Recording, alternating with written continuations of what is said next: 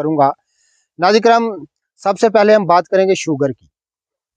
Sugar एक खामोश कातल जिस बीमारी को कहा जाता है वो शुगर है कि इंसान को घुन की तरह अंदर से चाट जाती है, तमाम अज़ाओं में लागरी और कमज़ोरी एक मुसल्लमा बात है। उसके लिए अमरूद का पका हुआ फल जो है, नाज़रीन किराम, आप शुगर के मरीज़ इससे तवानाई हासिल कर सकते हैं, इससे मैदे के अमराज दूर कर सकते हैं, इससे कब्ज़, दायमी कब्ज़ का अज़ाला कर सकते हैं और आंतों के ख़ास तौर पर ज़ोफ़े अमा, आंतों की कमज़ोरी इस फल से दूर कर सकते हैं।